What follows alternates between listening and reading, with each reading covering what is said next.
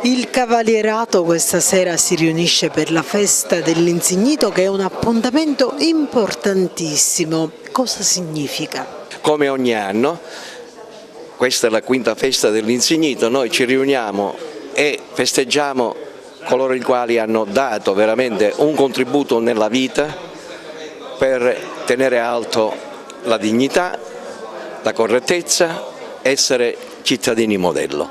La festa dell'Insignito serve semplicemente a festeggiare tutti questi associati. Abbiamo un centinaio di insigniti nella nostra delegazione agrigentina, siamo quasi 100.000 in tutta Italia e quindi siamo veramente orgogliosi di indossare questo distintivo e portare avanti questo contributo di solidarietà verso i più deboli, verso i bisognosi.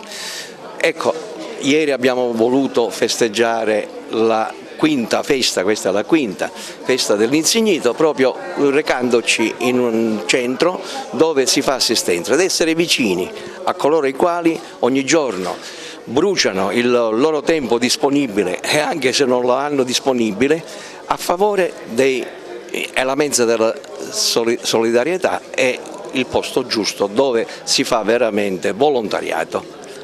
Voi avete anche tanti simpatizzanti, questo significa comunque che in questa società c'è tanta gente sana nonostante ciò che appare. Senza dubbio, cioè avere soci non insigniti vuol dire che riescono a vedere nella nostra associazione qualcosa che li identifica. Stasera avremo il piacere di poter dare il nuovo attestato a un socio simpatizzante che è stato insignito, quindi attraverso la nostra associazione loro vanno avanti e riescono ad essere vicini a quella che è lo spirito dell'ANIOC. L'ANIOC è un'associazione nazionale degli insigniti degli ordini cavallereschi, tutti al merito della Repubblica, e poi abbiamo anche i Cavalieri di Malta, i Cavalieri del Santo Sepolcro, abbiamo i Cavalieri di San Giorgio, ecco, abbiamo tutta questa bella gente che veramente ha dato e continua a dare anche oggi qualcosa al territorio dove siamo, agli altri, dare agli altri. La festa del Cavalierato rappresenta un momento clou della vostra attività, del vostro ritrovarvi su valori veri. Ecco, dopo la bella iniziativa di ieri che TV opportunamente ha presentato in maniera molto evidente con l'offerta alla mensa della solidarietà di tanti beni utili per accogliere i poveri di Agrigento, oggi è un momento diverso di incontro, è stato un momento spirituale perché c'è stata la Santa Messa che è stata celebrata dal nostro cappellano magistrale che è appunto Don Pippo Matraxia alla presenza del prefetto.